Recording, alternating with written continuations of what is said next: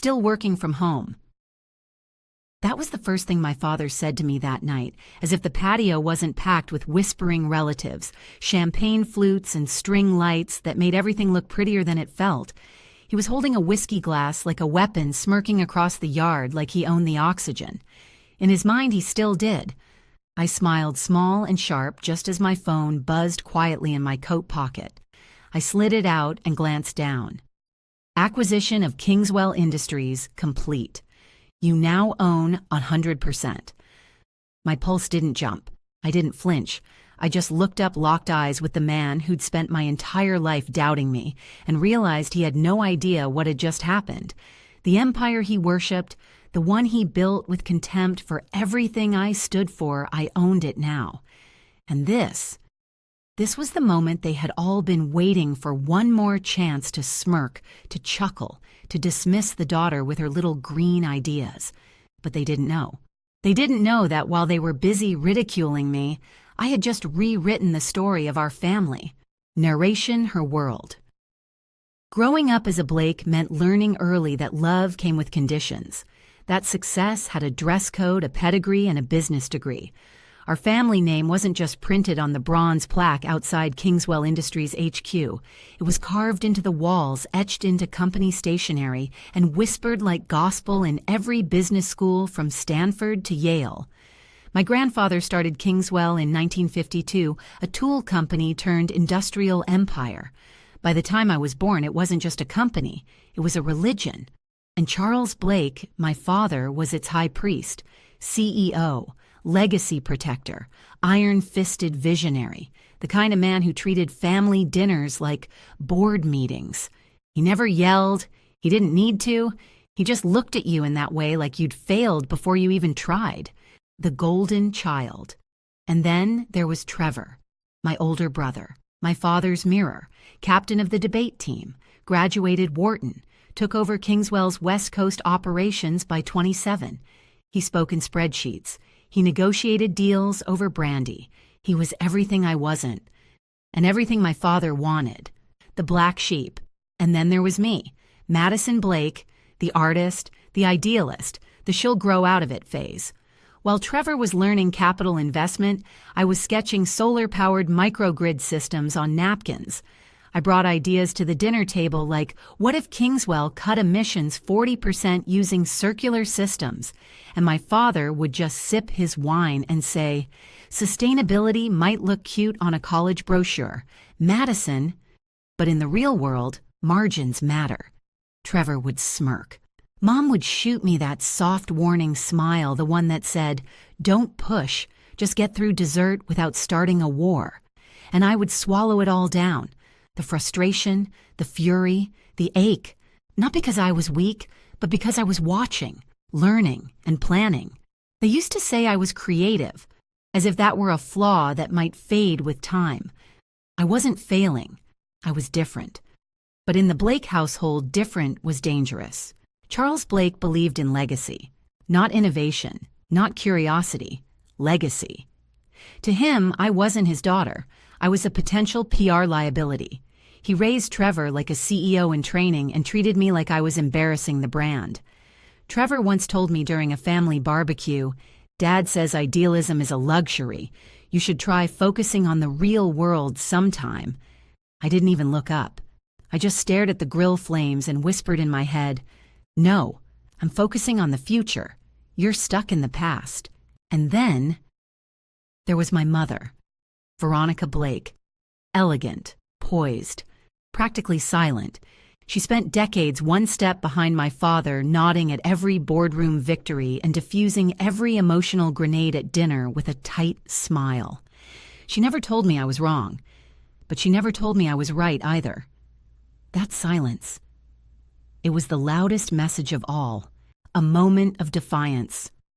I remember the night I told them I got into Stanford, environmental engineering, full ride, research track. Dad paused with his fork mid-air.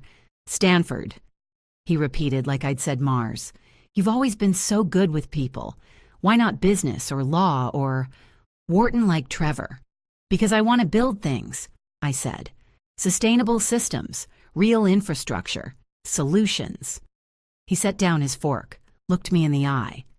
"You think you're smarter than the generations that built Kingswell?" I didn't answer. What was the point? That night, I zipped up my duffel bag and packed my dreams. Not because I was running away, but because I was finally running toward something. Stanford, where she could breathe. At Stanford, I could breathe. My questions weren't annoyances, they were the assignments. My professors didn't roll their eyes, they took notes. I remember one day in Dr. Elise Grant's office, sunlight hitting her whiteboard sketches as I ranted about Kingswell's carbon practices and how no one at home listened. She smiled gently and said, "You're not trying to burn the system, Madison. You're trying to redesign it. That always makes the old guard uncomfortable." That was the day I realized I wasn't broken. I just didn't belong in their version of success. But maybe, just maybe, I could build my own. It started in a tiny co-working space in Oakland. Concrete floors, flickering overhead lights, and a weird smell of printer ink and someone's kombucha obsession. We shared the space with a dog-walking startup and a barefoot VR company. It wasn't glamorous, but it was ours. I didn't want to start a company. I wanted to start a movement. Verdant Cores was built out of frustration, purpose, and stubborn hope. I wanted to prove that sustainable infrastructure wasn't a dream, it was a strategy. My co-founder Tasha joined me first, sharp, relentless, and willing to work for equity and take out tacos. Then came Jasper, a systems engineer who saw math the way artists see brushstrokes, and Noah, a quiet supply chain analyst who'd once exposed greenwashing at a major firm. We weren't wealthy, we weren't powerful, but we were obsessed. Some nights I slept on the office couch, other nights I didn't sleep at all. I poured every dime into payroll. I thrifted my blazers. I learned to live on ramen and sheer determination. And back home, they didn't know a thing. Every holiday dinner was a performance. Dad would nod politely like I was some kid selling succulents at a farmer's market. Trevor would brag about Kingswell's latest contract like it was a mic drop. "You still playing with climate calculators, Mads?" He smirked one night over duck confit. "We just helped a textile plant cut emissions by 45% while increasing output by 18%. I said. Silence. Dad coughed into his napkin. Mom changed the subject. They still didn't get it. To them, if it wasn't Kingswell, it wasn't real. But while they were clinging to buzzwords, we were building systems. Verdant's tech was lean, smart, and adaptable. Our predictive maintenance and adaptive scheduling slashed energy costs for 5 factories in under a year. Clients called it magic. We called it math and mission. By year 2, ESG investors started noticing. We raised a seed round. We built proprietary analytics. We doubled our client base. But even then, my father kept saying the same thing. Real business is about legacy. Let's see if you're still around in 5 years. And that's when the cracks in Kingswell began to show. Tiny at first, just whispers. A missed contract in Arizona, a leadership shuffle in logistics, outdated equipment, regulatory penalties. The world was changing. Kingswell wasn't. I didn't cheer. I didn't gloat. I watched, waited. And when the right call came, everything I'd built would finally meet everything they refused to fix. The offer came quietly. A whisper, really. From an old Kingswell engineer I'd met at a sustainability conference. "The Texas facility's bleeding cash," he said over coffee. "Old machines, no automation. They built a monument to the past, not a blueprint for the future." That's when it hit me. I didn't have to compete with Kingswell anymore. I could buy it. It sounded insane, emotionally reckless, but financially it made perfect sense. Kingswell still had assets, real estate distribution channels, manufacturing lines. What it lacked was vision, agility, and innovation, all the things Verdant Core had built from the ground up. So I called a meeting, just 4 of us. Tasha looked at me like I'd lost my mind. "You want to acquire Kingswell?" "No," I said. "I want to save it quietly, cleanly, through a holding company. They can't know it's us." We formed Northlight Capital within a week, hired an M&A firm to front the communication. Verdant's name, buried, hidden, untraceable, until the ink dried. But here's the part no one expected. Decades ago, Kingswell's bylaws were updated to allow any majority stakeholder holding over 51% to assume executive authority without board objection. It was meant to protect the family from hostile outsiders. They never imagined the outsider would be one of their own. Just before we submitted the offer, I got an anonymous package, old memos, audit files, a vulnerability assessment. Inside was a handwritten note. "You'll need this, V." Veronica, my mother, the woman who never spoke up, had quietly handed me the blueprint to break the chain. The offer went in. Silence followed. Then a call from our attorney. They're considering it, quietly, but seriously. The annual Blake family Gala was just a week away, the one night of the year when my father wore his legacy like a crown. I wasn't going to go, but now I wouldn't miss it for the world. The Blake family Gala, held every summer like a coronation, champagne towers, string quartets, and every smug face that had ever called me a side project. I walked in wearing a deep green dress, no power suit, no logo pin, just confidence. My father spotted me from across the room, drink in hand smile already laced with sarcasm. "Didn't think you'd show," he said, handing me a glass. "Still working from home?" I smiled. "Something like that." He laughed. "Well, tonight's not about hobbies. We're celebrating legacy. Big changes ahead." He had no idea. Trevor tapped the mic. Of course he did. "Thank you all for being here tonight.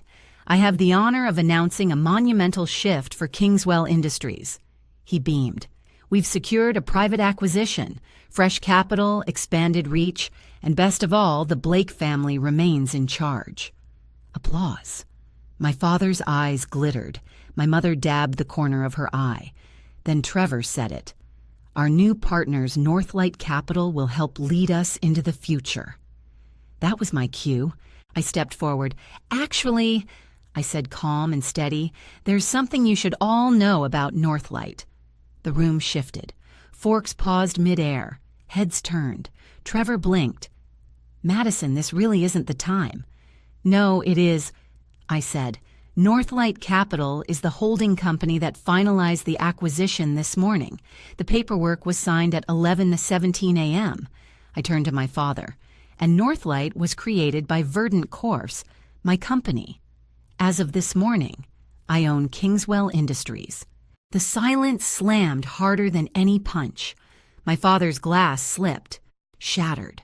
Trevor's mouth hung open like someone had deleted his script. My mother sat frozen lips, parted eyes wide. "You're lying," Trevor hissed. "I'm not," I said.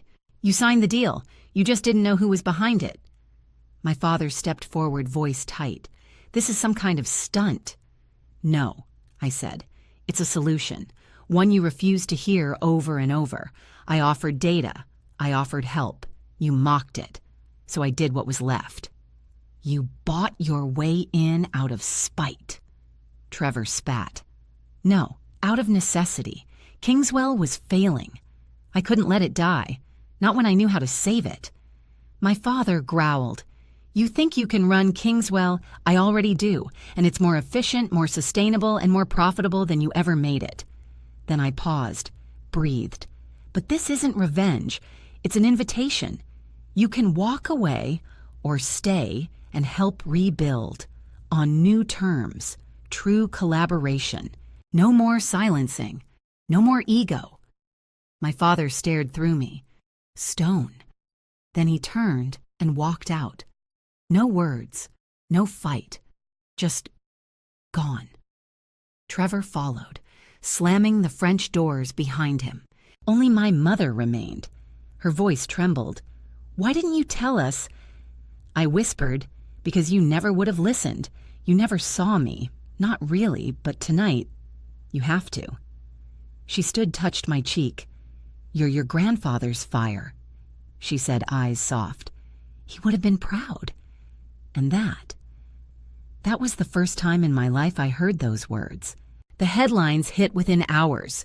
Startup CEO quietly acquires industrial giant. Blake daughter reclaims legacy in secret deal. Kingswell new vision. Same name. But I wasn't thinking about the press.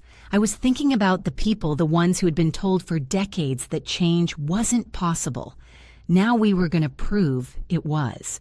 Internally, the shift wasn't easy. Some Kingswell veterans called me the kid with the blog. Others whispered activist takeover. I expected resistance. After all, I hadn't just taken over their company, I had challenged their entire world view. Trevor tried to reverse the deal. Hired lawyers. Scoured for loopholes. He found nothing, because I had done it the right way, clean, legal, bulletproof. Eventually, he went quiet, but what I didn't expect was her. 2 weeks after the party, my mother invited me to lunch. No wine, no small talk, just a pot of tea and silence. Then quietly, "You really did it." I nodded. I had to. She looked down at her cup. "Your grandfather built Kingswell with his hands. Your father built its reputation. But you might be the one who gives it a future." I didn't know what to say, so I didn't. I just breathed. Verdant and Kingswell merged systems. Our team got to work. We started with Kingswell's worst performing facility, the one in Texas that bled cash. Within 3 months, energy waste down 37%, full compliance restored, employee retention. Up we installed adaptive scheduling, upgraded safety systems, digitized inventory across every plant. Kingswell was no longer a legacy brand, it was a living one. I offered my father a role, chair of legacy relations, symbolic but with real influence, a way to walk beside me, not beneath me. He declined, politely. "I built this company to lead it," he said, "not to answer to my daughter." I replied softly, "I'm not asking you to answer to me. I'm asking you to walk beside me. That's the difference." He didn't say anything, just hung up. But a month later, a package arrived.